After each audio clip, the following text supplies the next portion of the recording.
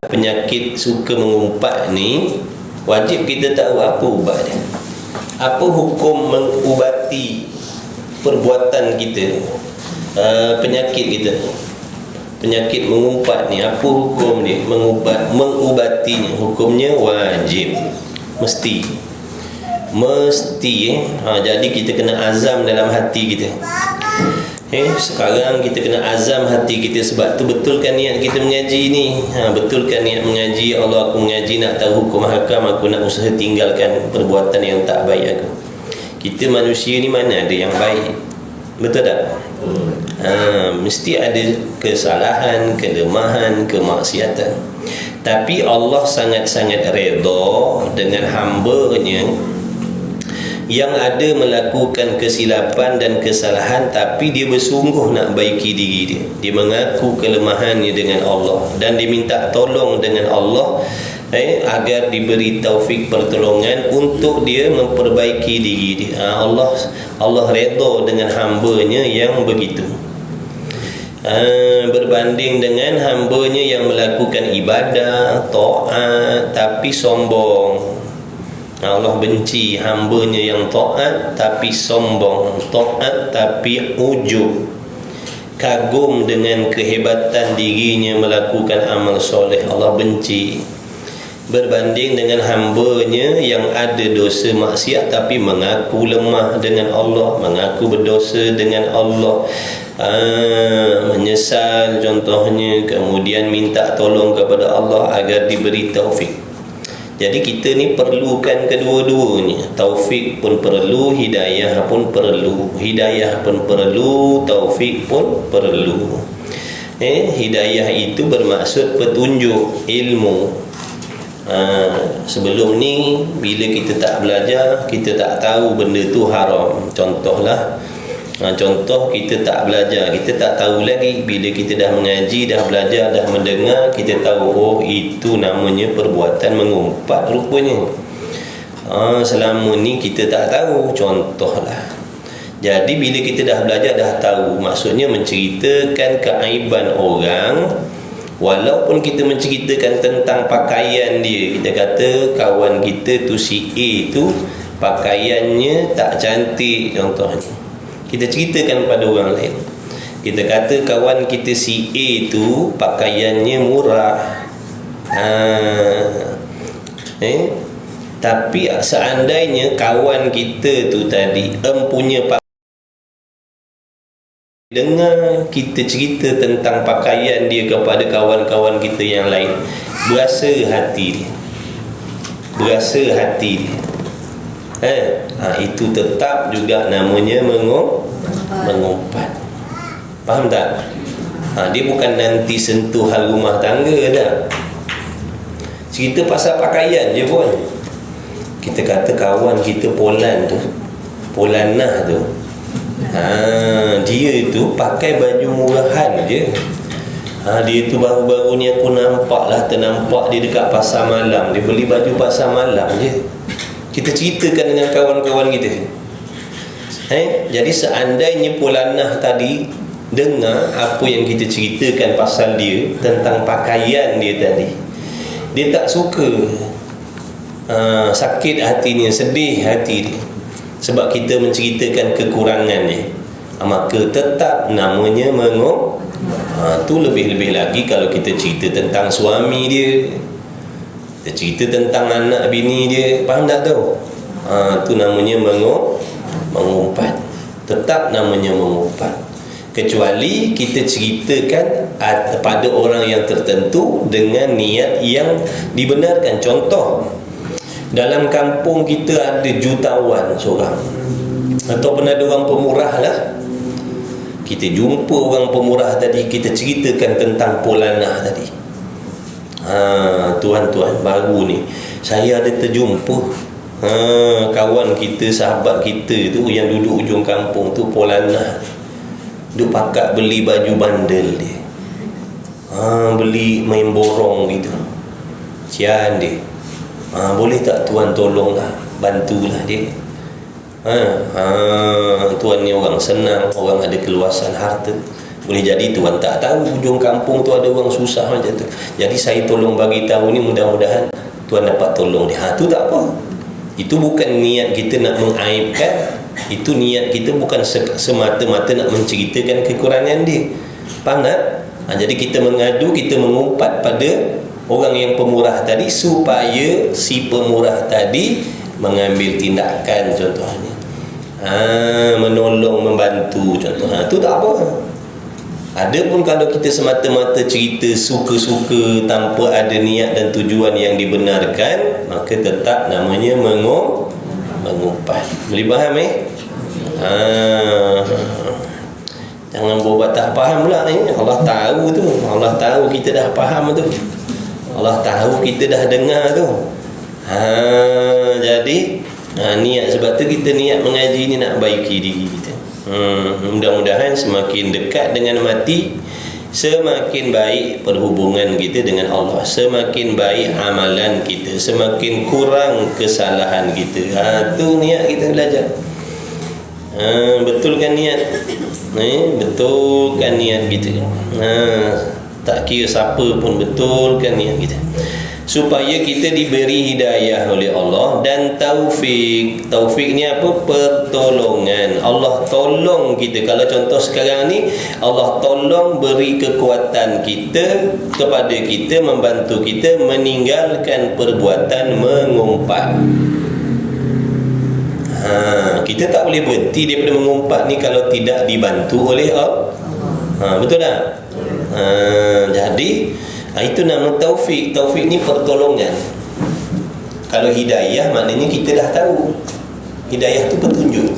Makna dah tahu dah. Oh begitu mengumpat ni. Oh haram. Oh akibatnya merosakkan amal, menghabiskan pahala rupanya mengumpat ni. Selama ni aku tak tahu. Jadi dah tahu. Makna bila dah tahu namanya dah dapat hidayah. Tapi taufik belum dapat lagi. Taufik ni pertolongan. Allah tolong kita meninggalkan tadi tu. Allah tolong kita meninggalkan mengumpat tadi, itu taufik namanya. Jadi kena minta pada Allah dua-dua ni. Hidayah pun minta, taufik pun minta. Barulah kita jadi bertambah baik. Kalau hidayah saja semua orang tahu. Maknanya petunjuk semua orang tahu. Mengumpat tu tak boleh. Contohnya mengumpat tu merugikan. Ramai orang yang dah tahu. Itu hidayah. Tapi tak semua orang boleh meninggalkan. Betul tak? Kalau tanya tentang mengumpat kan, kalau buat soalan peperiksaan semua boleh jawab betul. Kalau buat ujian bulanan, apa itu mengumpat, semua dapat jawapan ni betul, dapat bintang semua.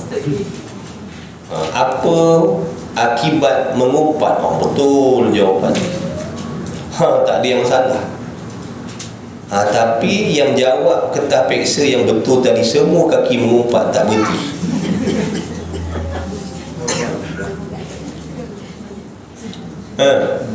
Kita tak nak macam tu.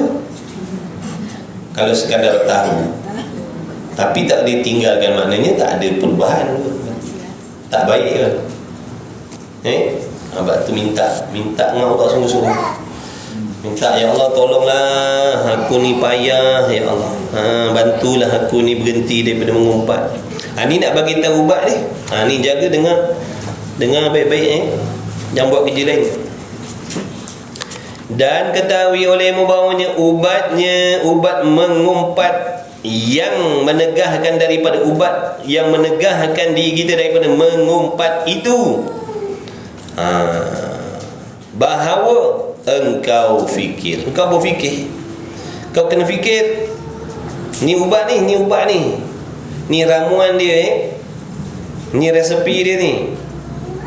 Yang ada kitab boleh tengok, yang tak ada kitab boleh tulis ke, boleh catat je resepi. Tips, kalau bagi tips nak jadi kaya kan, bukan main kita tulis lagi. Tips menjadi jutawan sekelip mata, bukan main tulis lagi. Tips penyembuh penyakit mengumpat, kita buat tak tahu je, buat tak kisah, buat tak peduli, buat tak penting je. Wajib ni berubat daripada penyakit mengumpat ni, hukumnya wajib ni, bukan sunat, bukan harus, wajib, mesti.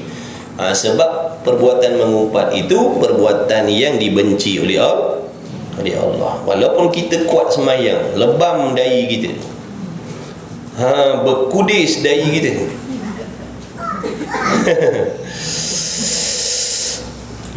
kurus kering tubuh badan kita puasa tiap hari, tapi mengumpat tak tinggal, tak jadi apa. Haji tiap tahun, umrah tiap minggu, mengumpat tak berhenti, merugikan, tak jadi apa pun. Dia tak akan dapat bawa balik kebajikan. Jaga baik-baik. Kena ingat kita ni nak mati. Kena ingat kita ni nak mati.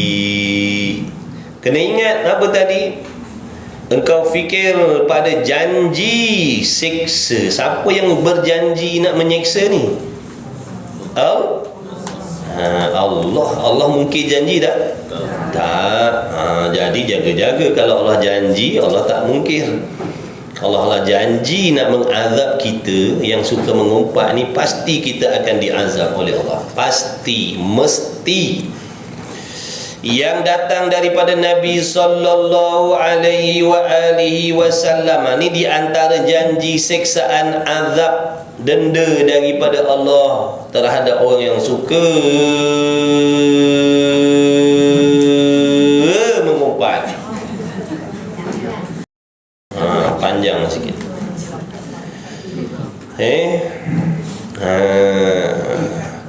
Ramai boleh semayang, tapi yang semayang tadi tak boleh tinggalkan mengumpat.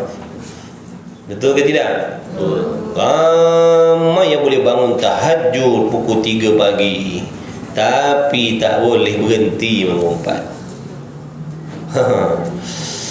Ramai yang sanggup pergi haji tu, habis duit ribu-ribu, tapi tak boleh berhenti mengumpat, habis pahala haji dia, rugi belah ribu. Penat ni. Pergi umrah pakai duit juga 5-6-7 ribu, tapi mengumpat tak berhenti. Hajjah mengumpat, haji mengumpat, habis pahalanya. Sungguhnya bukan cakap main-main. Ni Nabi bagi tahu, nampak tak? Seperti dipindahkan kebajikan orang yang mengumpat kepada suratan amal orang yang diumpatnya. Tak pasal-pasal si Polanah tadi tak pergi umrah, tapi dapat pahala umrah kita. Makna kita tolong buatkan umrah dia. Kita tak dapat apa, amalan kita kosong dah. Faham baik-baik, ini bukan cerita dongeng ni. Ini bukan cerita main-main ni. Kita kena takutlah. Kalau duit kita penat-penat kerja, kena maki hamun dengan bos kat tempat kerja tu, cukup bulan dapat gaji, tiba-tiba gaji tu masuk dalam akaun orang lain. Seronok tak? Seronok? Kenapa tak seronok? Oh, dah kerja penat. Oh, rugilah. Rugilah kalau kerja penat-penat, tiba-tiba gaji masuk akaun orang lain. Penat lah ingat tak penat. Dah tu yang semayang gajin, puasa gajin, buat amal soleh gajin, tiba-tiba pahalanya Allah bagi pada orang lain.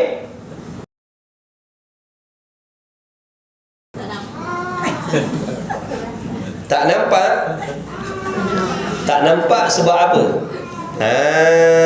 Nak tanya sebab apa tak nampak? Mata hati kita buta. Jawabnya sebab mata hati kita buta. Sebab tu Allah jadikan mata hati kita ni untuk memandang akhirat. Mata zohir kita ni yang boleh klik-klik ni, ini untuk melihat dunia.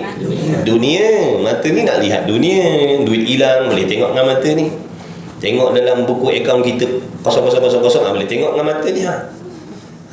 Tapi nak melihat kerugian akhirat itu perlu kepada mata hati. Sebab tu mata hati kita kalau buta, cakaplah rugi. Dia tak peduli. Jangan mengumpat, nanti Allah hapuskan, Allah pindahkan segala pahala amal kita.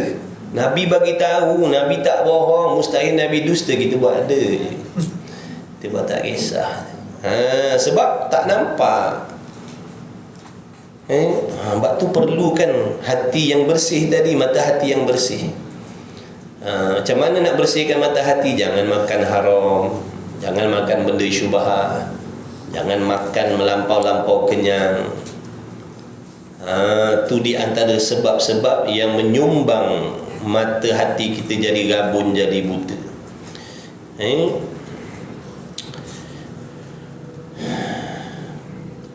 Jadi Allah Subhanahu Wa Taala akan memindahkan kebajikan orang yang mengumpat kepada suratan amal orang yang diumpatnya. Tak peduli. Jadi penat kita mengaji, buat baik sini, buat baik sana. Kalau yang laki-laki cari nafkah untuk anak bini, berpenat lelah. Yang isteri khidmat rumah tangga, pahala banyak juga. Samping tu ada sedekah, ada begini, ada begitu. Tiba-tiba dengan kita mengumpat tadi, pindah semua pahala kepada orang lain. Penat kita. Ibarat macam orang bekerja tadi dah. Kerja 8 jam, tambah lagi overtime 2 jam, 10 jam. Lepas tu balik rehat sekejap, buat part time pula. Lepas tu dapat untung tu semua bagi orang lain. Alangkah bodohnya kita. Lepas tu besok kerja lagi macam tu, berpenat lelah lagi, dapat untungnya bagi lagi kat orang lain. Nampak tak? Cerdik ke tak perbuatan tu? Tak cerdik. Jadi kena hati-hatilah. Takut kita mati nanti ni. Mati ni nak kena bawa bekal pahala banyak-banyak. Tiba-tiba kita tak berhenti mengumpat. Mana ada pahala yang kita nak bawa nanti? Dah habis dah. Maka tilik olehmu. Maka hendaklah kau fikir sedikit kebajikan engkau. Kita ni amal dah lah sikit. Kita ni amal dah lah sikit, pun belum tentu Tuhan terima lagi. Beramal main hentam je. Dan banyak umpat engkau, amal kebajikan kau sikit, tapi kau mengumpat hari-hari. Sebelum sarapan mengumpat dulu. Sebelum sarapan mengumpat dulu. Mengumpat ni bukan tunggu direct. Sekarang ni zaman canggih ni mengumpat guna handphone. Duk tulis-tulis, type send kat kawan kita. Kawan kita baca, ya ke? Lah aku pun nak cerita kat kau ni. Kau nak tahu tak jiran sebelah aku ni gini. Kalau dia pula hantar pula, saling mengumpat habis. Sekarang ni zaman canggih, lagi mudah nak hilang pahala. Dulu payah nak mengumpat ni, nak kena jumpa. Kalau kawan kita kaki mengumpat tu, grup kita tu, kalau dia tu duduk seorang Melaka, seorang Terengganu, payah nak mengumpat. Dia kata bila lah nak balik ni, lama dah tak jumpa ni. Bila nak balik, lama dah tak mengumpat dengan dia ni. Jadi payah nak jumpa dulu.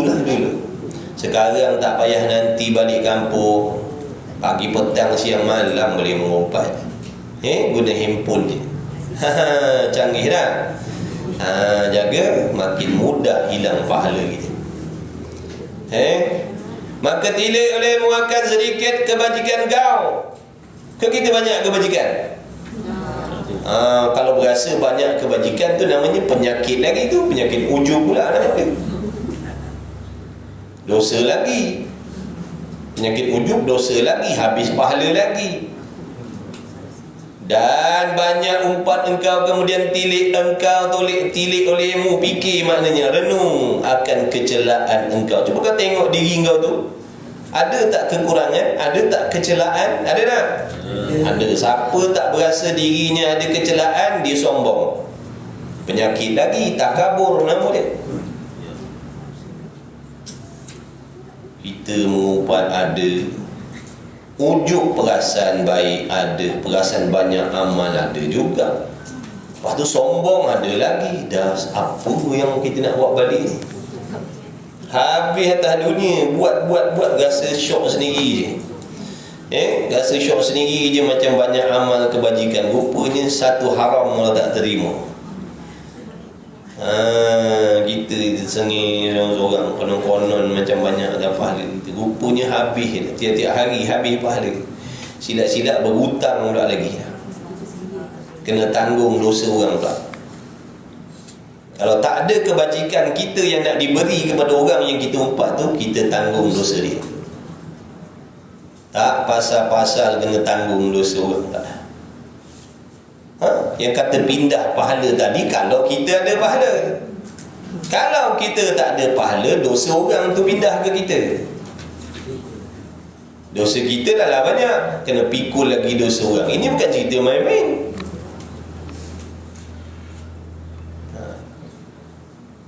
Kita berniaga pun tak ada untung, kena tanggung hutang orang pula dah. Jadi hati-hatilah. Kena usahalah. Kena ada usaha. Kena ada usaha. Nanti Allah tengok kita ni usaha tak? Ada usaha tak nak tinggalkan mengumpat tu? Allah tengok kita ada usaha nak bersungguh ke tidak nak tinggalkan mengumpat ni. Jadi ni dia punya ubat ni dah bagi tahu dah. Di antara ubat dia, kau kena tahu dan kau kena yakin sungguh-sungguh. Yakin sungguh-sungguh. Percaya sungguh-sungguh bahawasanya pahala kau akan dipindahkan kepada orang lain yang kau umpat. Kau kena yakin. Yakin. Kalau setakat dengar, tahu, faham tapi tak yakin, tak jadi. Sebab tu wajib yakin dengan apa yang Nabi sampaikan.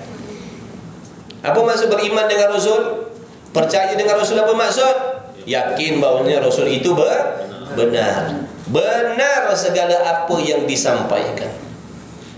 Apa yang disampaikan tu benar-benar berlaku dan benar-benar terjadi, walaupun kita tak boleh lihat dengan mata kepala kita. Contohnya di sini Nabi kata apa? Dipindahkan segala pahala amal kita. Walaupun kita tak boleh tengok dengan mata kita pahala kita tu dipindahkan, wajib hati yakin sungguh-sungguh memang berlaku demikian. Jadi kalau tuan-tuan nak mengumpat, tolong umpat saya. Saya tak ada kebajikan. Tuan-tuan banyak kebajikan, tolonglah umpat saya. Nanti saya dapat pahala yang banyak. Ataupun tuan-tuan kena tanggung dosa-dosa saya. Sungguh, bukan cakap main-main.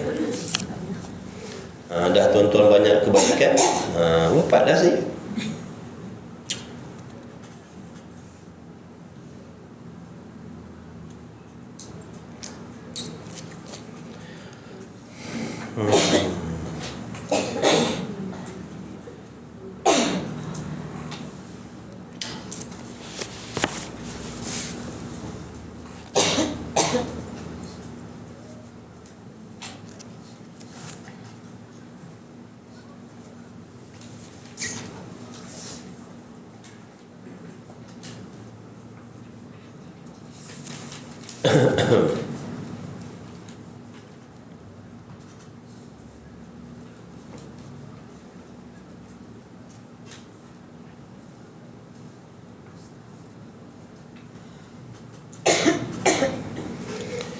Baik.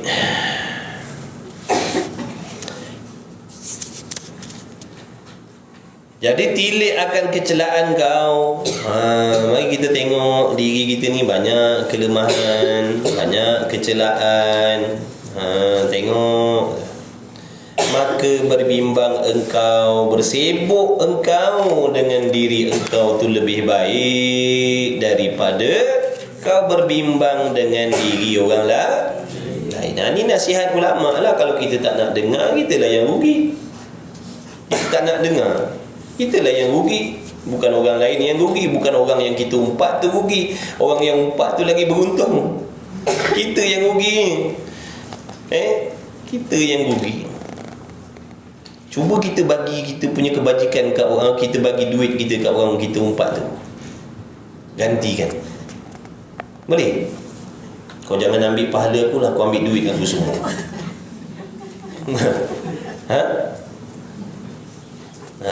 Tahu pula rugi. Tahu pula. Nanti nak mati bukan pakai duit. Nak mati kita nak bawa kebajikan. Ni kebajikan kita dah dibagi kepada orang lain. Macam mana? Memang duit kita banyak dalam akaun tu, 200,000, 2 juta. Tapi masalahnya balik kubur tu muflis. Tak ada pahala langsung. Habis dah. Sebab mengumpat ni, cerita mengumpat je ni. Ni tak cerita dosa dengki lagi ni. Dengki lagi ni. Cuba kita fikirkan betul-betul, kena yakin betul-betul. Ni dosa mengumpat je ni. Dosa berdengki lain. Dosa berdengki cukup dengan dengki, hapus semua dah. Mengumpat lagi, ujub lagi, takabur lagi. Inna lillahi wa inna ilaihi raji'un. Memang kita balik akhirat penuh dengan celaka lah jawab. Tak ada apa yang kita bawa balik melainkan bawa balik celaka yang bertimpa-timpa kata adik. Allahu Akbar. Jangan main-main ni. Malaikat maut yang tunggu kita tu bukan kawan kita. Menyala-nyala mata mulut ni. Malaikat maut yang nak cabut nyawa kita tu, sebut dalam kitab, rupanya hitam legam, mata mulutnya menyala-nyala api keluar. Yang nak cabut roh kita tu. Waktu kita nak mati tu, kita berdua dengan dia. Walaupun kita waktu tu terbaring dekat atas apa pangku siapa dia kata la ilaha illallah, duduk bisik kat telinga kita. Dia tak nampak yang kita ni sedang berdepan dengan malaikat maut ni. Roh kita tu, sebut dalam kitab tu, hitam legam,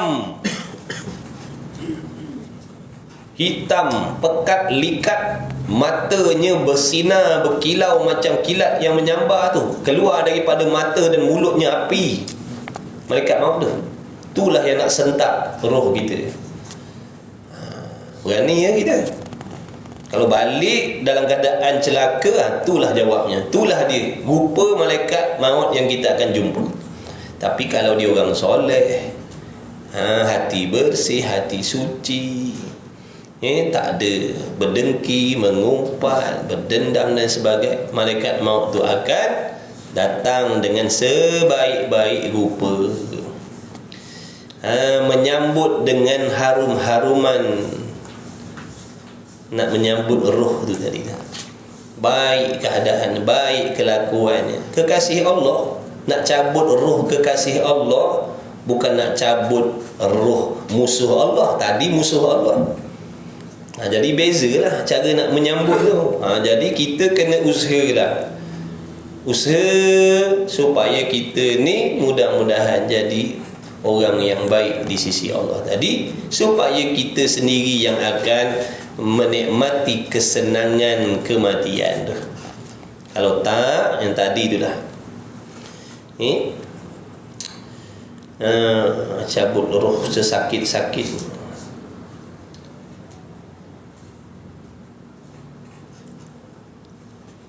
Macam kain sutera yang tersangkut pada pokok yang berduri. Macam mana kalau kain sutera tersangkut dekat pokok berduri?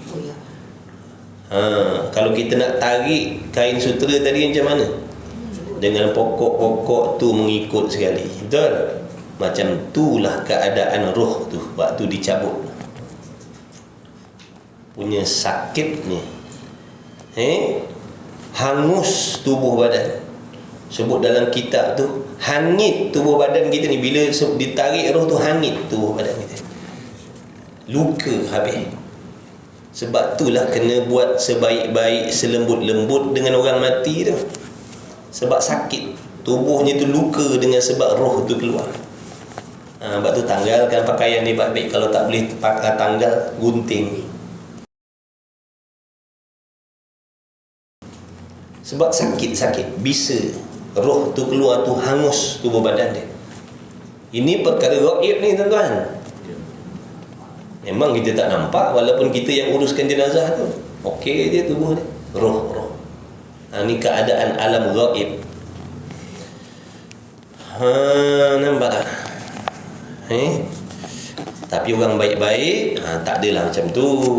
Ni cerita orang jahat-jahat macam kita. Itulah kita nak kena hadap nanti. Na'udzubillah. Tak kuasa kita.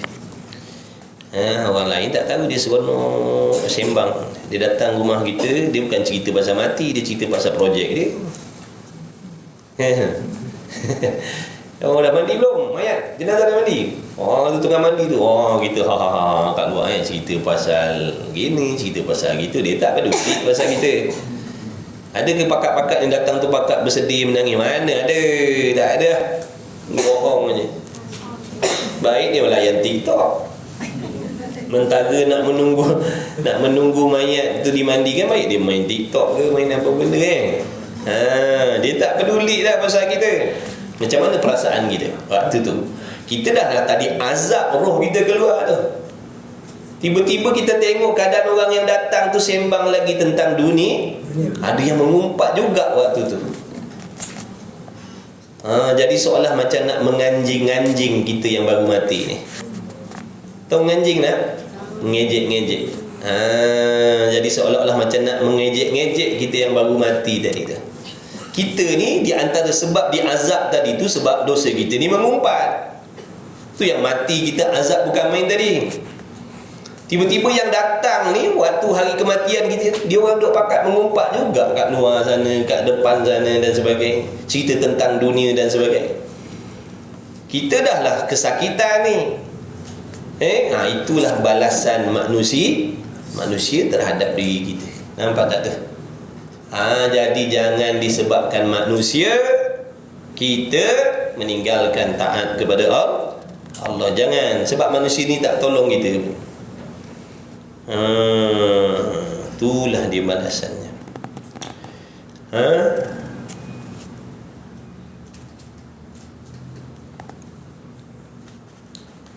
Jadi lebih baik kita ni berbimbang dengan diri sendiri. Apa maksud kita berbimbang dengan diri kita sendiri? Makna lebih baik kita sibukkan diri kita, memperbaiki diri kita, memperbaiki kecelaan kita, memperbaiki kedosaan maksiat kita.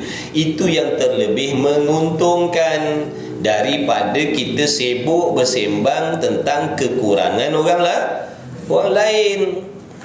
Lebih baik kita baiki diri kita tu. Diri kita pun banyak yang salah, yang silap, yang dosa ni. Baik kita perbaiki diri kita. Baik kita persiapkan diri kita, sebab kita nak mati ni.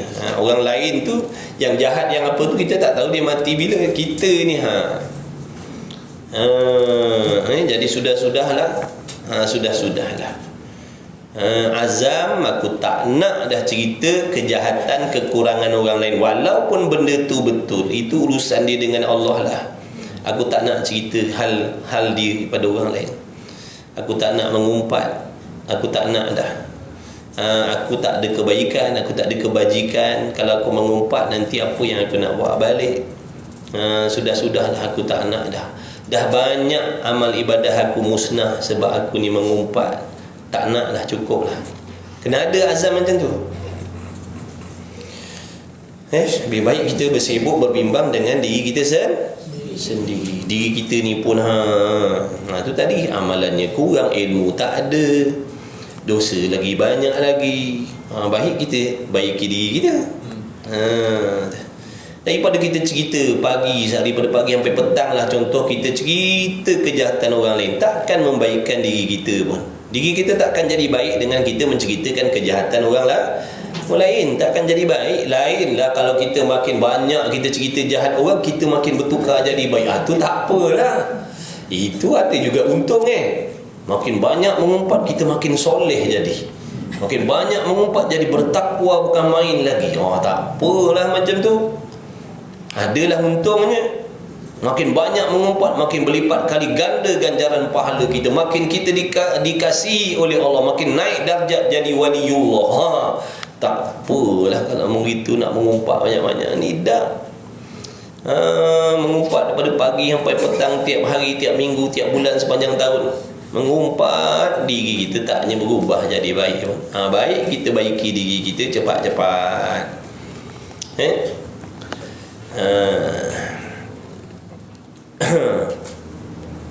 Jaga laki pun mengumpat, orang perempuan pun mengumpat juga.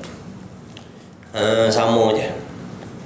Tapi nak banding laki dengan perempuan, perempuan lagi ramai. Sebab tu Nabi kata orang perempuan paling ramai dalam neraka tu sebab lidah dia punya pasal. Nabi kata, bukan saya kata. Jadi janganlah kita masukkan diri kita dalam perempuan yang ramai tu. Masukkan diri kita dalam perempuan yang sedikit tu, yakni yang dalam usaha jadikan diri kita termasuk dalam golongan perempuan yang sedikit tu, yang dalam syurga tu. Sebab yang ramainya, Nabi sendiri mengaku ramainya perempuan lah paling ramai dalam neraka tu. Wal'iyadzabillah. Laki pun ramai, tapi nak nisbah perempuan lagi ramai daripada laki-laki lagi. Itu Nabi kata, Nabi tak bohong. Sebab Allah dah perlihatkan kepada Nabi pada malam Isra wal Mi'raj tu. Lepas tu bila ditanya kenapa orang perempuan tu ramai sangat daripada lelaki, sebab lidah dia. Tu jaga lidah kita. Dan sekarang ni jaga jari kita lah. Lidah dan jari jemari kita. Yang mengambil tugas lidah kita sekarang ni jari. Jadi hati-hatilah, jangan masukkan diri kita dalam kumpulan perempuan yang ramai tu. Usaha untuk masukkan diri kita dalam jumlah perempuan yang sedikit tadi. Laki-laki pun ramai juga dalam neraka tu. Yang sikit je laki-laki yang masuk dalam syurga tu, ramai yang dalam neraka. Laki-laki mana ramai, dalam syurga ke dalam neraka? Dalam neraka lagi ramai. Katalah laki-laki ada 10,000 dalam neraka tu. Dalam syurga ada 1,000 je, contohlah. Manusia ni bukan 5,000 je, berbilion, betul? Berbilion. Katakanlah dalam neraka tu ada 5,000 ataupun 10,000 orang laki-laki dalam neraka. Dalam syurga ada 1,000 je. Baik, orang perempuan ada 50,000 dalam neraka tu. Dalam syurga tu boleh jadi ada 2,000, 3,000. Faham tak tu?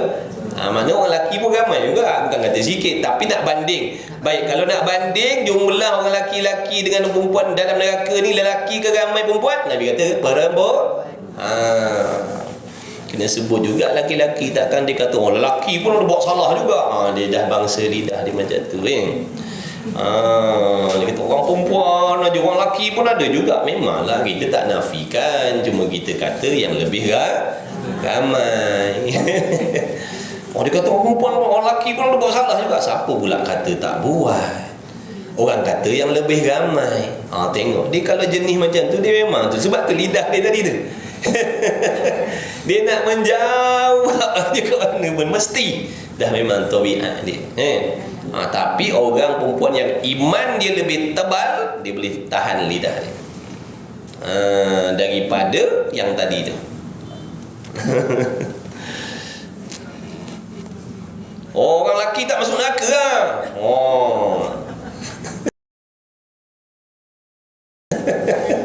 Dia nak juga kita kata orang perempuan lebih ramai daripada orang lelaki-lelaki. Orang lelaki tak masuk lah. Orang lelaki semua baik lah. Dia nak melawan juga dia. Masuk juga neraka pun lelaki. Tapi Nabi kata lebih ramai perempuan. Jadi usaha kita kena takut ni, kita kena takut. Aku tak naklah masuk dalam geng-geng perempuan yang ramai tadi tu. Aku kena jaga diri. Aku tak nak masukkan diri aku dalam kumpulan perempuan yang ramai dalam neraka yang Nabi kata tu. Aku tak nak masuk dalam kumpulan. Aku nak masuk dalam kumpulan yang sedikit dah. InsyaAllah. Boleh selagi kita tak mati ni, boleh usaha. Yang tak boleh usaha yang dah mati tu, itu tak boleh nak usaha dah. Kita yang belum mati ni ada peluang lagi. Nabi kata dah, memang dah kena terimalah. Nabi kata yang kita marah sangat sebab apa kita masuk ke dalam kumpulan tu, macam kita je. Yang kita marah sangat bila kata macam orang perempuan paling ramai dalam neraka banding laki-laki. Oh yang mana? Kenapa marah sangat? Macam kita je. Makna dah ada tanda-tanda lah tu. Tak makan cili tak rasa pedas. Ustaz nak tanya Ustaz, kalau kita setakat baca je macam gosip-gosip tu, baca gosip masuk tergolong sama 2 kali 5, 5 kali 2. Jangan baca benda tak penting, boleh menyakitkan hati, bagi kesan pada hati kita. Apa yang kita baca, apa yang kita dengar, dia akan bagi kesan pada hati. Sebab tu dia suruh baca yang baik. Kalau kita suka baca yang baik-baik, dia akan beri kesan yang baik pada hati kita. Kalau kita suka baca yang benda yang tak baik, dia akan beri kesan yang tak baik pada hati kita. Itu je. Samalah yang kita dengar. Kalau yang kita suka kita dengar, orang cerita hal orang, kita suka dengar, tak baik tu. Kita dengar, mesti ada kesan yang tak baik pada hati kita. Faham tak tu? Sebab tu jangan dengar. Kalau ada kawan-kawan kita nak cerita pasal orang lain, aku tak ada kena-mengena, aku tak nak dengar, minta maaf. Ini dah jarang lah dia macam tu. Biasa ni apa dia? Biasanya apa dia? Cerita aku tak tahu lah apa benda. Biasanya macam tu. Kalau yang jenis, sebab sikit sangat yang menolak tadi tu. Yang menolak tu sikit. Yang ni aku nak cerita lah tentang kawan kita tu. Kau nak tahu tak? Oh cukup, aku tak nak tahu. Tak ada kepentingan. Kau bagi tahu aku pun, aku bukan boleh baiki dia pun. Tapi kalau kau nak cerita, kau cerita kebaikan dia lah. Aku tak nak cerita tentang kejahatan dia. Aku pun banyak jahat juga. Adanya tu? Ada, tapi kurang sangat-sangat. 1000 adalah seorang kot. Yang lainnya semua apa benda tadi? Asal kau lambat bagi tahu aku. La ilaha illallah, lambat kau bagi tahu aku. Bahasa gugi pula tak tahu Jangan gosip-gosip tak elok, jangan baca. Benda tu bagi kesan. Nanti kan kita jadi ragu-ragu. Kita daripada sangka baik dah jadi sangka bukan-bukan. Padahal cerita tu entah ya entah tidak. Orang yang cerita pada kita tu pula bukan orang adil, orang fasik juga. Sebab tu Nabi pesan, Allah pesan, kalau sampai kepada kita ni berita yang dibawa oleh orang fasik, kena siasat dulu, jangan terus telan. Jangan terus telan. Tahu tak orang fasik apa? Orang derhaka kepada Allah, orang tak taat kepada Allah, tak tutup aurat, tu tanda fasik. Yang menyampaikan cerita tu pada kita tu, dia pun aurat tak jaga, dia pun tak solat, dia pun lawan derhaka pada suami, mana fasik. Jadi bila kita dengar cerita daripada orang macam tu, jangan telan. Sebab kita ni jenis telan terus tu yang memberi kesan tak elok pada hati kita. Nampak tak? Sebab tu yang terbaik, aku tak nak dengar apa yang kau nak cerita ni. Walaupun betul yang kau nak cerita tu, andai kata betul pun, aku tak nak tahu dan aku tak nak dengar. Sebab apa? Kalau kita tahu, akibatnya hati kita jadi sakit. Sungguh ke tidak? Daripada kita tak tahu dengan kita tahu. Baik tak tahu, tapi nafsu kita suruh ambil tak. Itu masalah. Kita kena hati-hati dalam hati kita ni. Ada nafsu, ada syaitan yang nak merosakkan diri kita. Sebab tu Nabi Allah bagi tahu dah, kalau kau dengar cerita daripada, sepatutnya jangan dengar. Jangan dengar. Kalau dengar, jangan telan. Kena tapis dulu, kena soal siasat dulu, selidik dulu. Barulah. Jangan dengar je kita percaya. Orang yang cerita pada kita, dia pun, yang orang yang cerita dengan kita tu pun, dia pun tak ada kepercayaan. Dia pun tak amanah dengan Allah. Dia pun tak takut dengan Allah. Dia pun tak tutup aurat dengan sempurna. Dia pun tak solat dengan sempurna. Dia pun tak mengaji agama dengan sempurna. Dia pun derhaka pada suami juga. Jadi dia bukan orang adil, dia orang fasik. Tiba-tiba dia bawa cerita, jangan telan. Allah Ta'ala kata peksa dulu. Tabayyan. Jangan terus. Jangan. Kita. Jadi tak boleh nak salahkan orang. Kita tu kena jaga diri kita betul-betul. Orang kalau jenis suka cerita hal orang, dia akan cerita. Makna kita ni, kita nak kena jaga diri kita. Jangan salahkan orang. Dia yang suka cerita, siapa suruh kau dengar? Maksudnya, siapa suruh kau dengar? Bukankah Allah dah pesan jangan dengar? Jadi salah kita. Kita tak boleh nak terus menyalahkan. Dia tu dulu cerita, dia tu dulu tak boleh. Kita yang terlebih dahulu akan dipertanggungjawabkan dengan kesalahan kita. Kita tak boleh nak menyalahkan orang besok. Semata-mata nak menyalahkan orang tak boleh.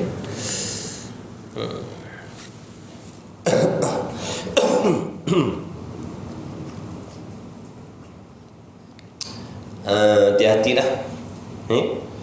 Sebab apa tu? Sebab setan, nafsu dia benci tengok kita ni semayang.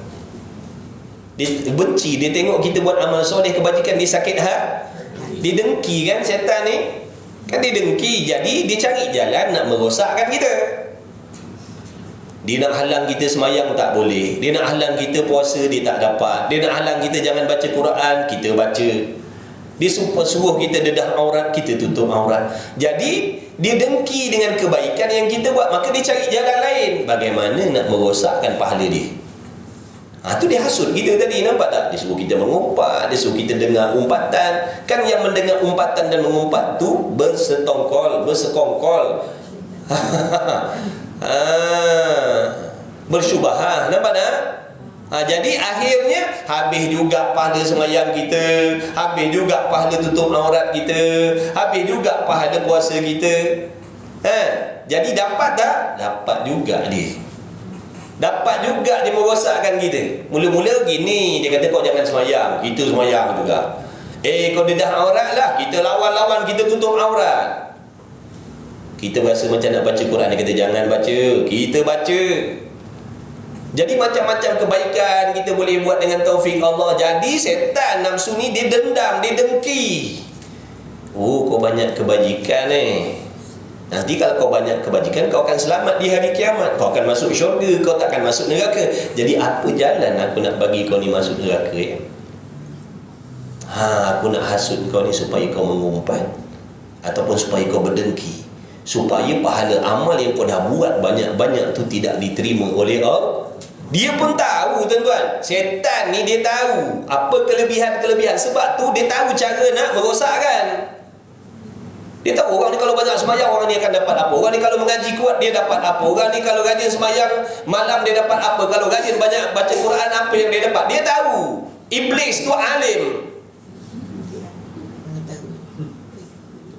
Iblis tu alim. Allah benci dia sebab dia sombong Padahal dia alim. Sebab dia takabur, dia sombong.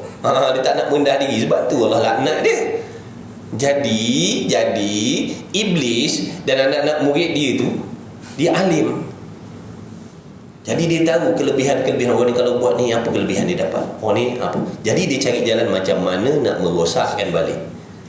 Jadi pendek katanya 2 kali 5 seolah-olah macam kita ni tak pernah semayang, tak pernah puasa, tak pernah tutup aurat. Jadi seolah-olah macam tu lah. Betul tak? Betul ke tidak? Jadi bila amalan kita tadi dah rosak, dah musnah dengan sebab berdengki, mengumpat tadi, jadi samalah ertinya macam kita ni memang tak pernah semayang, tak pernah puasa, tak pernah haji, tak pernah umrah, tak pernah buat baik. Dia tak dapat rosakkan kita cara menegah amal. Dia rosakkan kita cara benda-benda yang boleh menghapuskan pahala amal. Itu cara dia. Jadi kita kata Imam Ghazali, dalam bab nak perbaiki diri, dalam bab nak berperang dengan setan ni, kita kena belajar, kita kena tahu, kita kena faham bagaimana cara syaitan nafsu nak menjahanamkan pahala kita. Kita kena tahu supaya kita boleh mengelakkan diri. Kita tahu, ini perangkap dia, aku nak habiskan pahala sembahyang aku Oh, kau nak habiskan pahala puasa aku Oh, kau nak habiskan pahala haji umrah sedekah aku Oh, tidak. Tidak sekali-kali. Aku penat dah buat benda-benda tu. Sepatutnya begitu. Jangan kita menyerahkan. InsyaAllah. Jangan kata tak boleh. Jangan kata tak boleh. InsyaAllah boleh. Dengan taufik Allah, tak mustahil.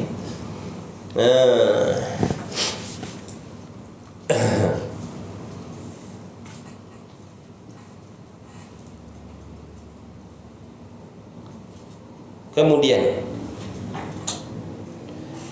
dan jika ada pada engkau dosa yang kecil, maka ketahui olehmu bahawasanya mudarat dosa kecil engkau atas diri engkau itu lebih banyak daripada mudarat dosa besar orang yang lain. Contoh kita nak cerita pasal si Polan tu dia tu buat benda-benda dosa besar lah. Contohnya dia minum arak ke, dia berzina ke, dosa besar dia.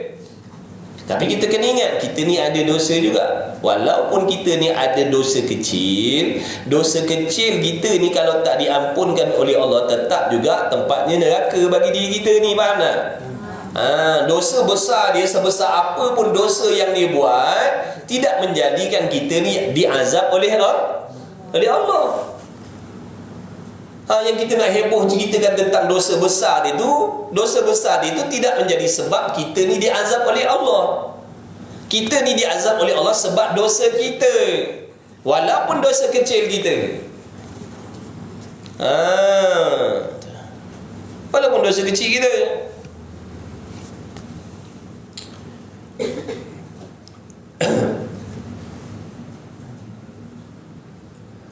Jadi kita kena ingat, dosa kecil kita tu lebih memberi mudarat pada diri kita sendiri.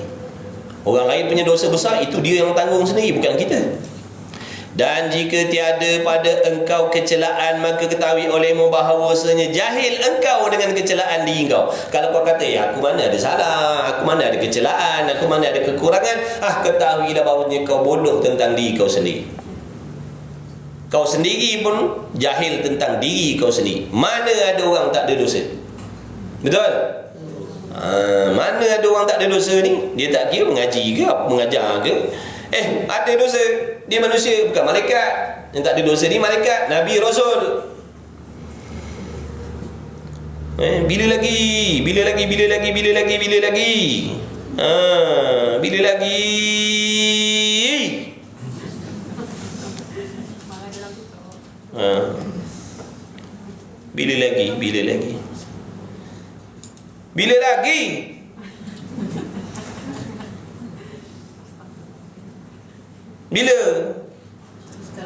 nak pencen? Bila nak pencen? Tahun depan. Jangan kita mati besok, tak sampai tahun depan. Bila lagi? Sudahlah, kita tak ada kebajikan. Kita ingat lubang kubur kita. Ingat lubang kubur kita banyak-banyak. Ingat lubang kubur kita banyak-banyak. Dosa orang lain dia yang bawa, kita dosa kita yang bawa. Jadi tak payah peduli dosa, kekurangan, kecelaan orang lain. Tak menguntungkan kita pun. Setan je suka duk hasut kita supaya ambil tahu tentang dosa kecelaan orang lain. Sebab dia dengki dengan amal soleh yang kita buat. Ibaratnya begini, tuan-tuan. Tuan-tuan rajin bekerja, pandai ambil hati majikan, lalu majikan tawarkan gaji yang mahal, bagi allowance begini dan bagi allowance begitu. Maka tiba-tiba ada di kalangan pekerja-pekerja lain tak suka dengan kejayaan kita. Dia hasut kita membuat sesuatu supaya majikan tarik balik kelebihan tadi. Nampak tak tu? Macam tu ibaratnya. Oh, kau naik pangkat ni. Oh, kau dapat allowance banyak Oh, bos sayang dengan kau Baik, aku akan cari jalan, aku akan hasut engkau membuat sesuatu supaya tindakan tata tertib dikenakan atas kau. Kita pun balik kerja, dalam kawasan tempat kerja kita lagi, dia saja duk buat benda menyakitkan hati kita, lalu kita bertumbuk kat situ. bertumbuk kat situ, masuk dalam mahkamah, kita dipersalahkan. Contohnya tindakan tata tertib, segala kelebihan tadi ditarik semua dan kita diberhentikan kerja. Nampak tak tu? Ibaratnya begitulah. Didengki dengan kejayaan kita tadi, maka dia cari jalan, dia cari helah untuk menjahannamkan kita, supaya kita tak dapat kelebihan-kelebihan tadi tu.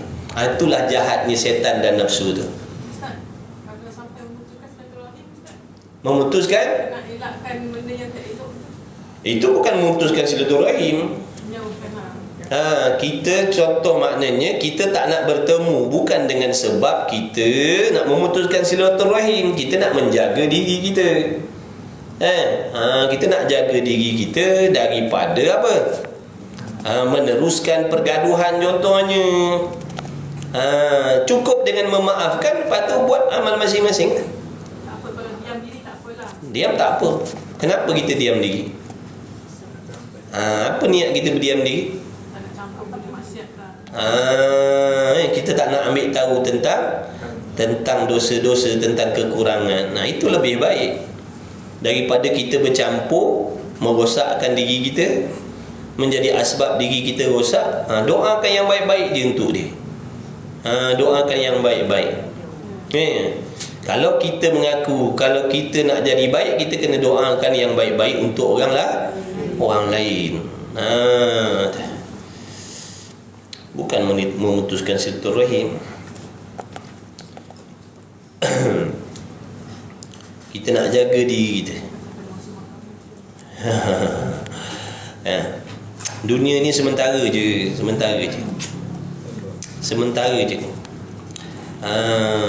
Kena ingat dunia ni sementara. Harta sementara, tanah sementara, rumah sementara, semua tinggal tu.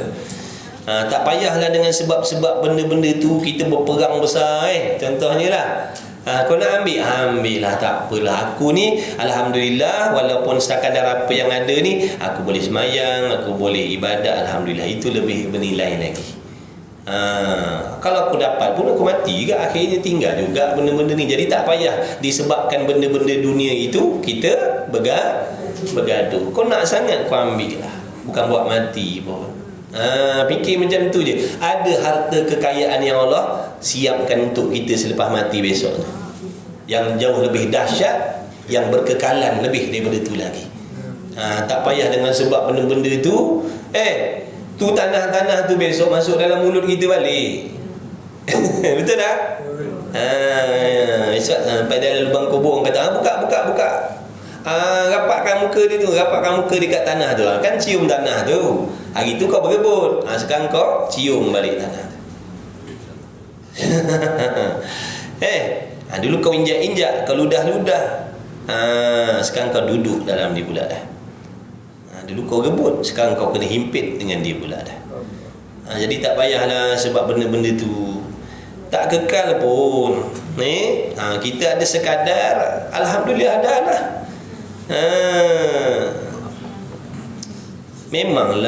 Memanglah harta tu di antara benda yang Allah suruh jaga. Benda di antara benda yang wajib dijaga harta. Tapi bila kita dah minta dengan cara baik, minta hak kita dengan cara baik, sebelah sana contohnya nak berkerah juga, nak bergaduh, nak berperang, nak menyantau dan sebagainya, kau ikut kau lah, ambil dah. Tak apalah, ada untuk aku selepas mati tu, insya-Allah. Kita buat amal soleh, jangan risau, buat amal soleh, bersihkan hati. Jadi doakan yang lain, doakan mereka tu supaya dapat taufik hidayah daripada Allah. Ada kesenangan yang jauh berlipat kali ganda, yang kekal selama-lamanya Allah bagi kita besok dalam syurga. Jangan kata dalam syurga, dalam kubur tu dapat kesenangan dah. Jadi tak payah pasal harta benda dunia kita bercakap dah. Dia nak, biarlah. Dia bukan boleh buat mati pun. Allah uji kita. Dunia tu sementara.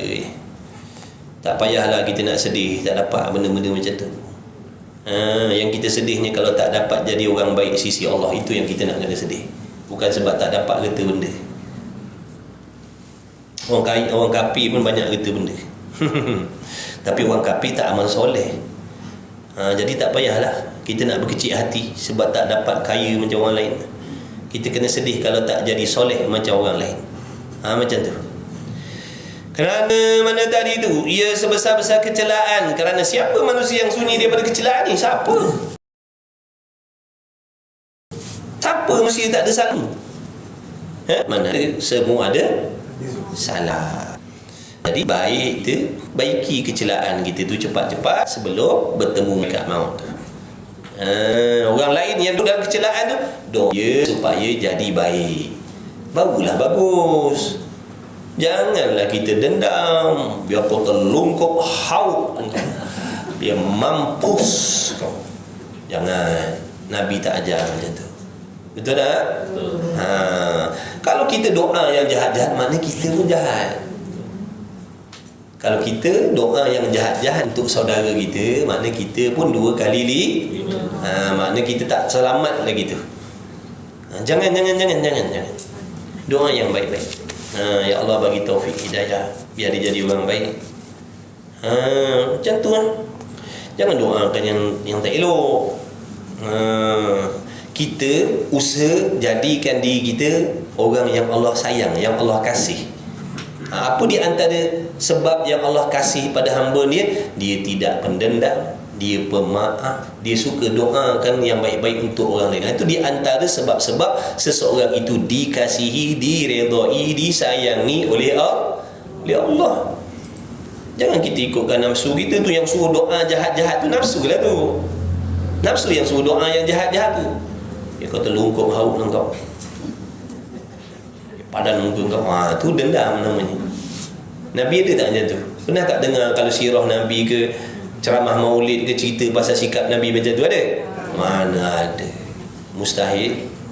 Nabi ni dia doakan yang baik-baik. Walaupun untuk orang yang buat khianat dengan dia doakan yang baik-baik. Ya Allah bagilah hidayah, bagilah hidayah. Dia buat macam tu sebab dia tak dapat hidayah. Ya Allah, kalau dia dapat hidayah, dia tak jadi jahat macam tu. Betul ni tak? Yang orang tu buat sakit-sakit hati dengan kita tu sebab dia tak dapat hidayah lah. Sebab tu dia buat benda tak elok. Dia dapat hidayah, dia akan baik pada. Faham tak? Kita kena faham benda tu. Kita pun sama lah. Kita pun sama ni. Kita boleh semayang, boleh ngaji ni sebab taufik daripada Allah. Kalau Allah tak tolong kita, 2 kali 5 juga kita pun. Doakanlah, mana tahu dengan berkah kita ni tadi nak jadi baik, kita doakan yang baik-baik. Dengan berkah doa kita tadi, dia berubah jadi baik, Allah Ta'ala tiba. Kalau jadi baik, kita pun batuk manfaat dia, betul? Ni kita doa dia celaka, tambah je. Sila dia semelih leher kita, so padan muka kita. Kita yang doakan dia jadi jahat. Biar terlungkup haut lah kau, biar celaka lah kau. Melaka ni tak ulang mulut dia.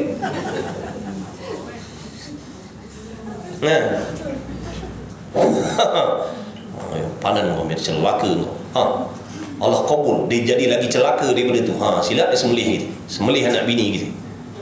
Padan muka kita, dah kita doakan dia jahat, cuba doakan dia baik-baik. Silat-silat dipanggil, Mina di sini. Ambil hanya 2 jutanya.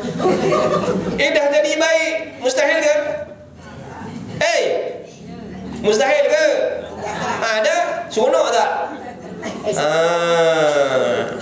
Daripada kita doakan dia jadi jahat, baik doakan dia jadi baik. Bila dia jadi baik, aku hari tu ada rasa selisih faham dengan Tuhan. Ni kebetulan pula ada orang beli tanah itu 2 juta lebih harga. Rasa macam nak hadiah lah. Tak kebetulan kita. Kita dia tolong, anak cucu cicit kita dia tolong. Ini kita doakan dia jadi celaka. Lagilah besok dia buat khianat dengan kita, dengan anak cucu cicit kita. Sudah-sudahlah, doa yang baik-baik. Kita ni. Tu sifat ni kena buang. Dendam, kena buang dendam ni. Dendam kena buang. Nabi tak suka umat ni yang suka berdendam. Nabi tak suka. Walaupun dia semayang tak tinggal, dahi dia lebam, lekuk dahi dia, punya banyak sujud, tapi hati pendendam. Nabi tak suka. Nabi tak suka. Kena ajar. Paksa memanglah sakit, memanglah pedih, Allah tahu. Tapi Allah tengok, Allah redha hamba dia tadi, walaupun pedih hatinya, sakit hatinya, tapi dia buat juga benda yang aku redha. Oh, hebatlah hamba dia ni. Itulah yang menjadikan asbab dia makin diredha oleh Allah. Sedih-sedih pun, pahit-pahit pun dia telan juga demi mencari keredaan Engkau ya Allah. Asalkan aku dapat redha Engkau ya Allah, tak apalah, aku tak nak berdendam dah. Aku doakan yang baik-baik. Memang pedih ni hati ni. Tapi demi redha Engkau ya Allah, demi kesenangan akhirat aku maafkan, aku doa yang baik-baik. Bagilah taufik hidayah pada dia ya Allah. Terus naik darjatnya di sisi Allah.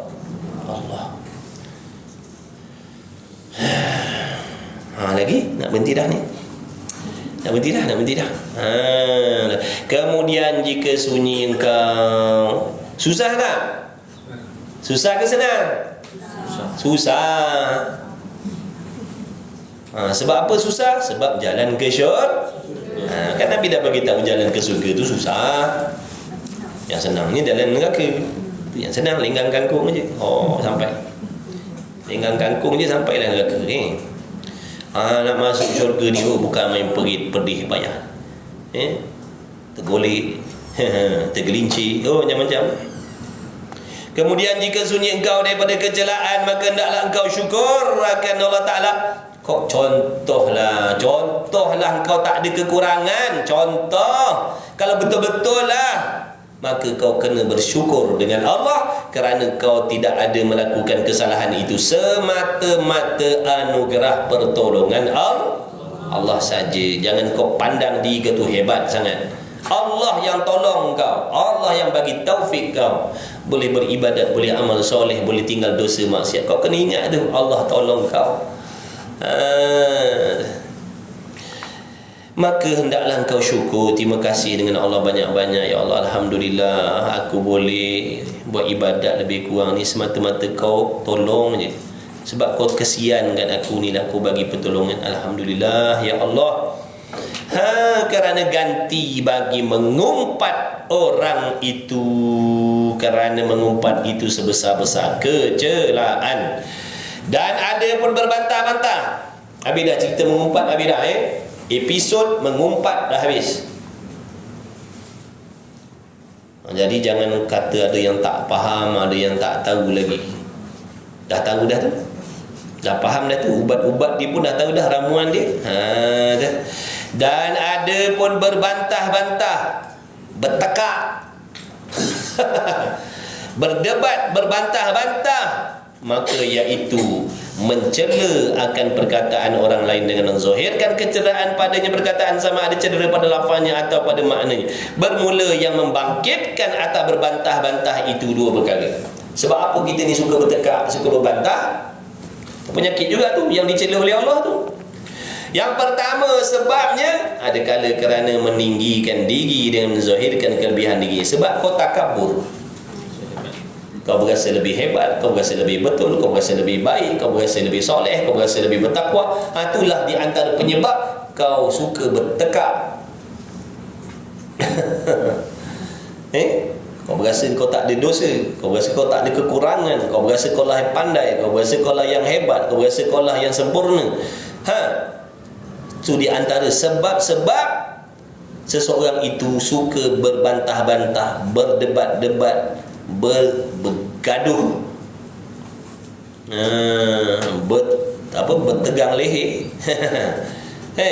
Itu sebab dia. Dan sebab kedua, ada kalanya kerana tabiat yang jahat yang suka menghinakan orang. Dah memang tabiat dia macam tu. Dah memang tabiat dia suka hina orang. Dia ada dua sebab.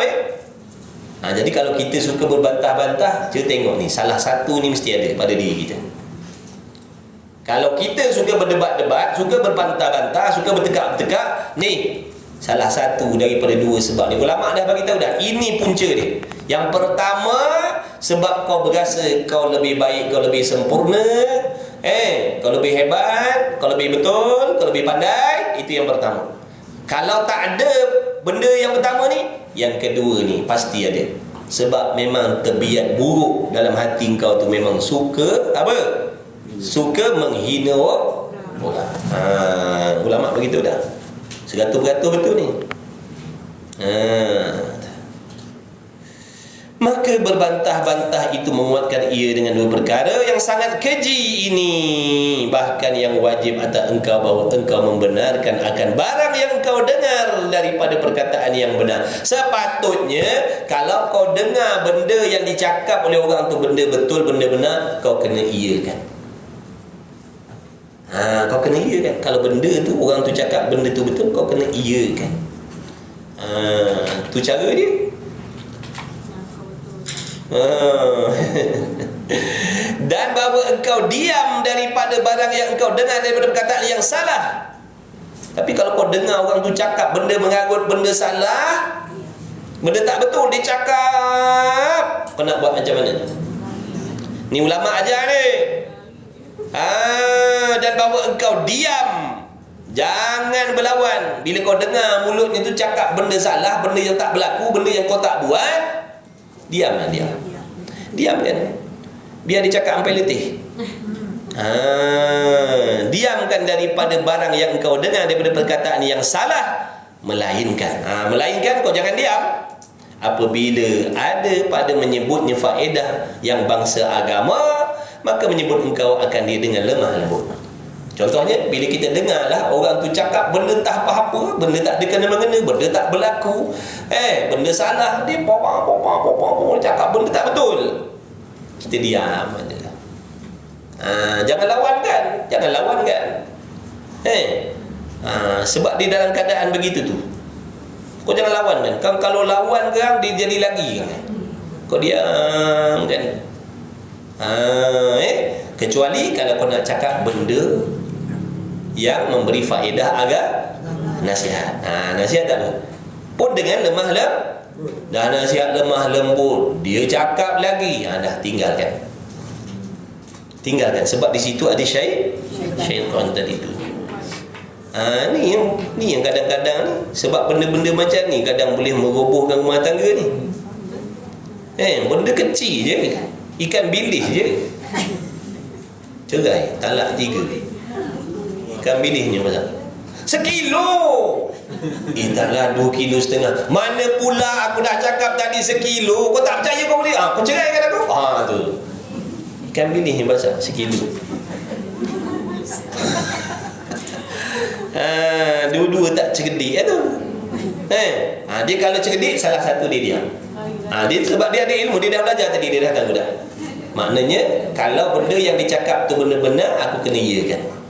Kalau benda yang dicakap tu benda salah, aku kena diam dan aku kena bagi nasihat.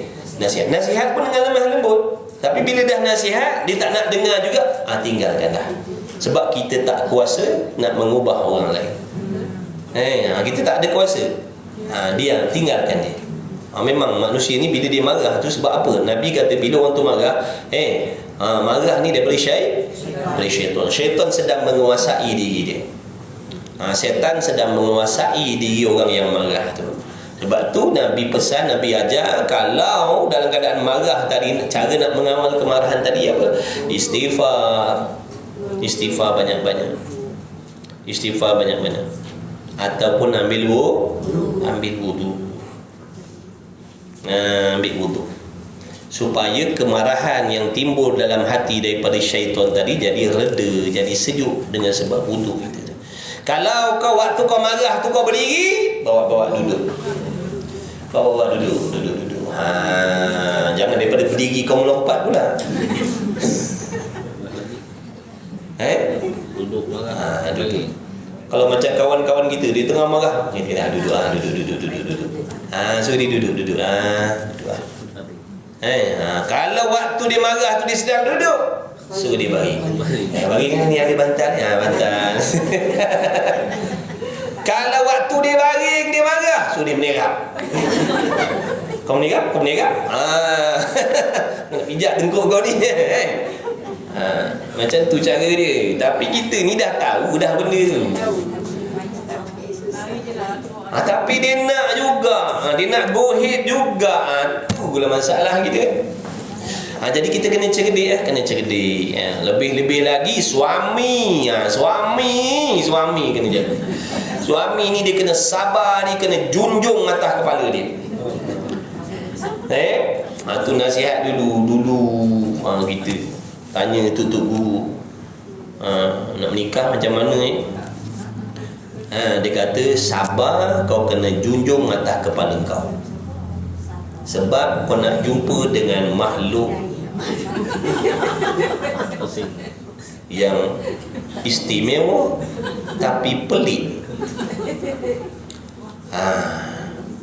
Dia lemah lembut macam obor-obor, tapi bisa bukan main. Kau nak duduk serumah dengan dia, kau nak makan sekali dengan dia, kena jaga.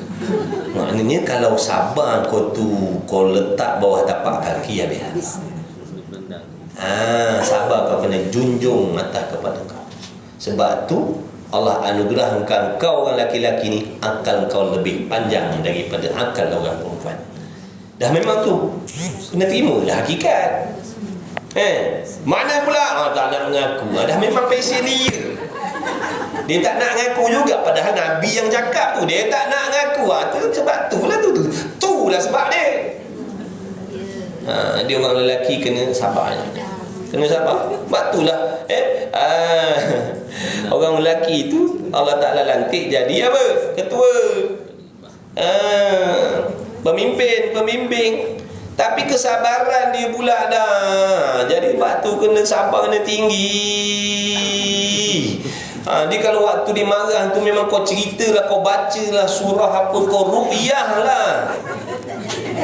Kau ru'yah lah, panggil kalau ada arwah Harundin, kau panggil lah arwah Harundin ru'yah kan. Taknya jadi.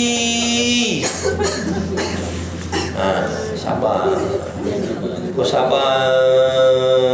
Tahan. Sabar tu mana tak? Tahan. Kau jangan menjawab. Sebab dia dah standby tu. Sampai-sampai cakap tu dia dah ada standby peluru lain tu. Kau jangan tu. Sampai dia cakap tu, dia dah ada standby tu. Dia dah ada standby peluru lain nak tembak kali kedua pula tu. Kau jawab je kerang, dia keluar yang peluru yang tadi tu. Machine gun dia keluar. Lepas tu kau diam. Tapi pesen ni dia, diam. Cakap jawab dipaksa kita. Kita diam sabar. La ilaha illallah, la ilaha illallah, Allahu akbar, astagfirullah. Diam. Buat berzikir. Jawablah, hebat sangat. Tengok dipaksa kita pula dah. Dia tak puas hati selagi kita tak jawab perkataan dia tak puas hati. Bila kita jawab pada tembak lagi, itu dah memang. Sebab tu kena junjung. Kesabaran kena junjung atas kepala kau. Jangan buat main-main. Dia makhluk dah memang macam tu. Dia gitu. Sungguhlah itu kenyataan. Sebab itulah orang lelaki tak kisahlah. Maknanya sebenarnya tak kira laki, tak kira perempuan, sabar tu kena junjung atas kepala. Lebih-lebih lagi yang bergelar suami. Dah memang orang perempuan tu makhluk yang memang mudah dikuasai oleh emosi dia. Dah memang macam tu. Itulah sebenarnya asbab Allah Ta'ala nak bagi suami tu pahala banyak. Bila banyak dia bersabar, banyaklah pahala dia. Ada suami yang menjadi kekasih Allah asbab dia bersabar banyak. Dia sabar banyak. Sebab dia bersabar banyak tu Allah jadikan dia kekasih Allah. Kekasih Allah. Tengok. Tadi tak puas kat rumah, kita dah duduk pergi kedai kopi, duduk minum, dia hantar lagi WhatsApp. Dia suruh jawab dekat WhatsApp pula. Dia tak puas hati. Kau diam kan dia. Allah. Gitulah lah. Jangan kata orang perempuan Melayu, orang perempuan Amerika ke Kolombia ke, sama je perangai dia memang macam tu. Arab ke dah memang sama macam tu. Mana-mana dah habis dah. Jadi kena sabar banyak-banyak lah. Sabar. Sebab tu kita kena doa, ya Allah, Allahumma ja'alni min ibadikas sabirin. Ya Allah, jadikan aku orang yang sabar, ya Allah. Sebab sabar itulah asbab kita mendapat redha Allah. Bukan jadikan sesaja tu Allah nak buka ruang pahala. Jangan kita tak tahu. Kalau tak ada ujian, tak adalah kesabaran. Tak ada kesabaran, tak adalah pahala yang banyak. Betul? Jangan betul orang perempuan pun kena sabar juga.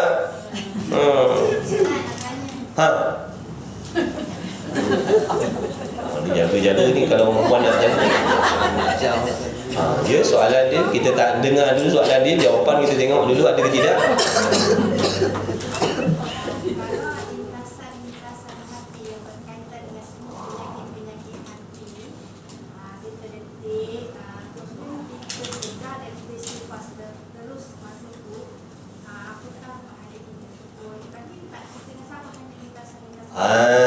Soalan yang bagus.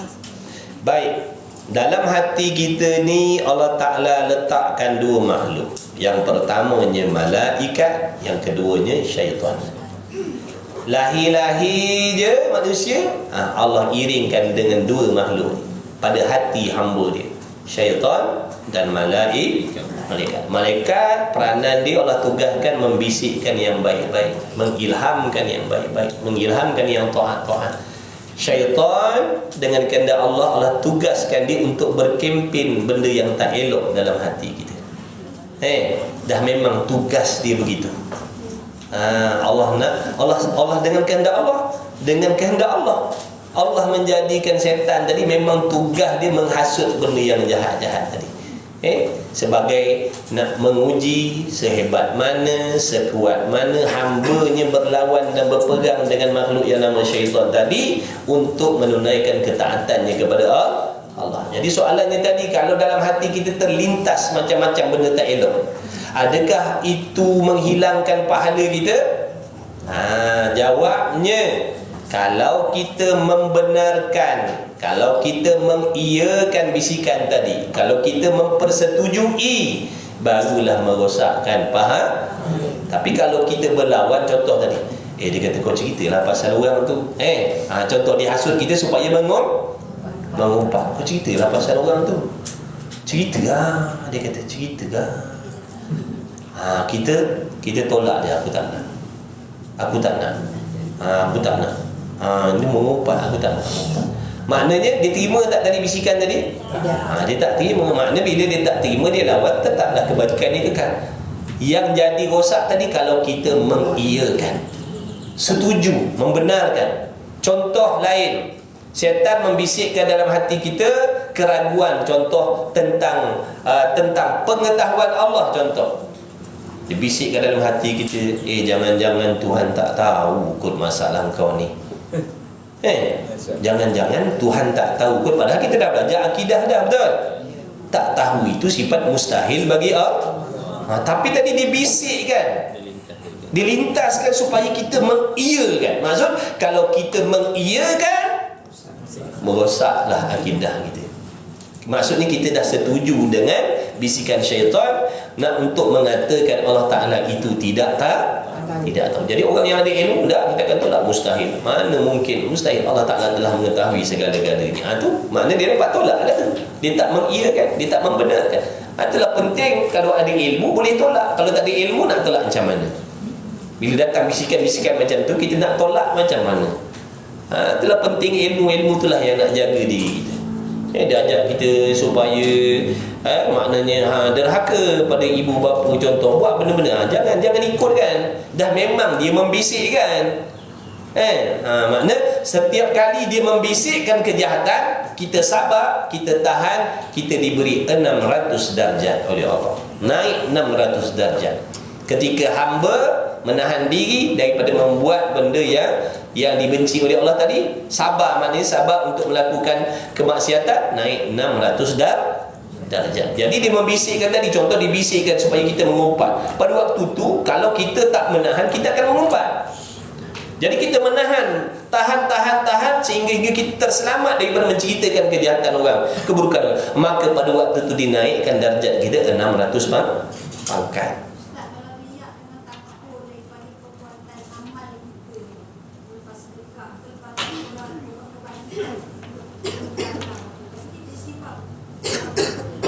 Maknanya setiap dosa tadi, contoh lepas sembahyang kita berasa riak, Lepas bersedekah kita berasa ujub. Bila berlaku benda tu, kalau kita tak tolak pada masa tu, membinasakan pahala amal kita. Dengan sebab itu wajib bertaubat. Bila hamba-Nya bertaubat sungguh-sungguh daripada dosa ujub riaknya tadi, maka akan digantikan dengan kebajikan yang lain. Wallahu a'lam. Boleh baliklah. Bismillahirrahmanirrahim. Wassalatu wassalamu ala rasulillah wa ala alihi. Allahumma rabbana fa'na bima 'allamtana. Rabbana 'allimna alladhi ma yanfa'una. Rabbana faqih ahlana wa qarabatina fi dinina wa 'ala qudri unsa wa dzakar. Wassallallahu alhamdulillahi rabbil alamin. Assalamualaikum. Ni ramai tak ada. Pergi mana kursus umrah ni? Hari tu penuh dewan sampai duduk bersila hari tu. Allahumma salli ala Pak Cik tu cakap hakikat lah. Adalah tu kan ada sekali tu ramai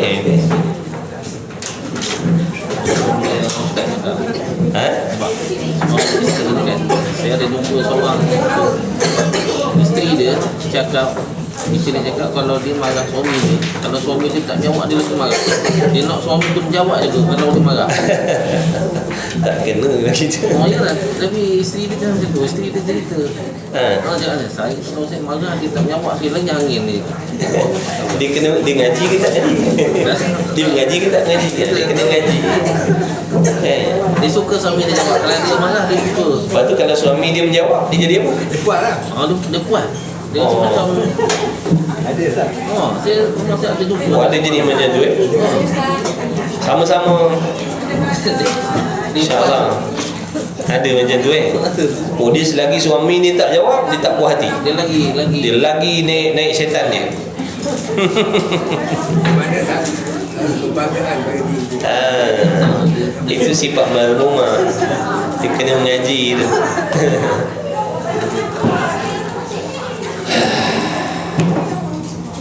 InsyaAllah. Ya pakcik, sama-sama kasih. Sama-sama kasih pakcik, sama-sama kasih.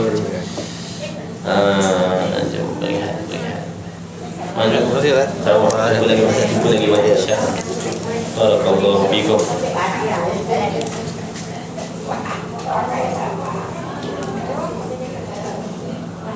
Tengah hari ni tak tahu lagi ada kelas tidak. Tengok jadual dulu. Assalamualaikum.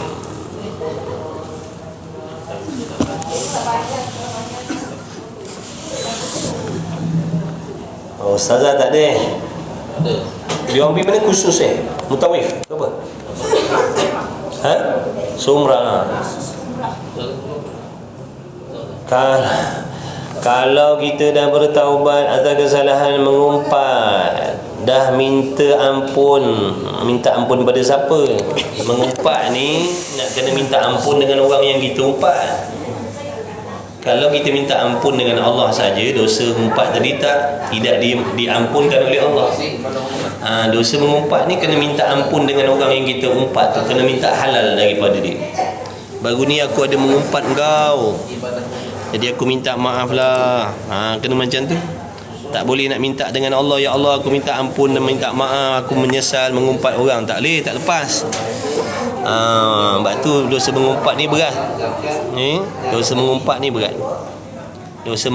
berat. Sebab dia melibatkan orang. Mengumpat ni menjatuhkan maruah orang.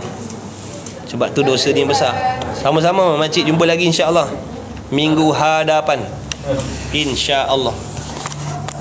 Okey, selamat berehat, selamat meneruskan urusan. Ustaz minta maaf tanya raya, Ustaz sebut semuanya dah. Itu secara umum. Sebab tu saya kata minta maaf hari raya tu bohong je. Tu nak mewujudkan suasana je. Dia kena betul-betul. Nanti insya-Allah ada bab-bab tertentu, bab taubat nanti. Kalau jumpa bab taubat nanti akan hurai pasal tu. Tu minta maaf zahir batin itu suasana raya je. Kan betul-betul pun.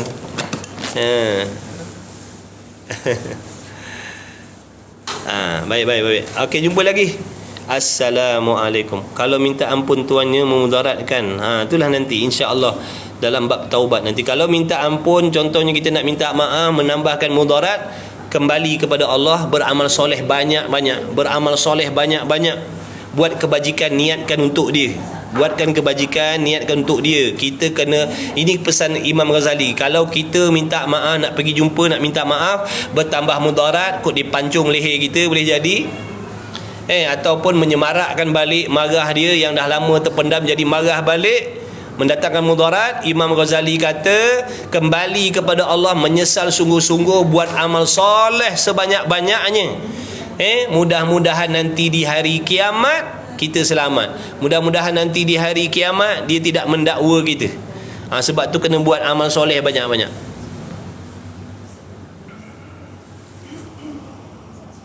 Ustaz, kalau orang sedang berkata pasal orang lain dengan saya, boleh ke saya istighfar? Lari. Jangan duduk sekali. Kalau duduk sekali, walaupun mulut kita beristighfar tu, nanti telinga kita ni duk dengar. Telinga kita dengar, bila dengar dia masuk dalam hati. Tak banyak sikit akan ada fitnah dalam hati kita. Sebab tu lari. Kalau kita tak boleh kata kau jangan ngumpat, kau jangan cerita hal orang, kita lari. Jangan duduk situ, jangan tunggu. Buat-buatlah sakit perut ke, nak pergi buang air ke, jangan duduk situ. Kata Imam Ghazali, buat amal soleh banyak-banyak. Buat amal soleh banyak-banyak. Jangan berhenti. Cuci hati betul-betul, kasih bersih hati betul-betul. Buat amal soleh banyak-banyak. Itu cara dia. Kembali kepada Allah, serah diri kepada Allah. Mudah-mudahan dengan kita bersungguh buat amal soleh tadi, hati kita siddiq, Allah Ta'ala tengok kita memang benar-benar mengaku bersalah, menyesal dengan perbuatan kita tu. Mudah-mudahan nanti Allah gerakkan hati supaya memaafkan kita. Mudah-mudahan nanti di hari kiamat Allah gerakkan dia supaya tidak mendakwa diri kita di hari kiamat besok. Itu cara dia. Wallahu a'lam. Kalau minta ampun pada Tuhan yang memudaratkan, tadi dah jawab dah. Wallahu a'lam. Assalamualaikum warahmatullahi wabarakatuh. Jumpa lagi insya-Allah.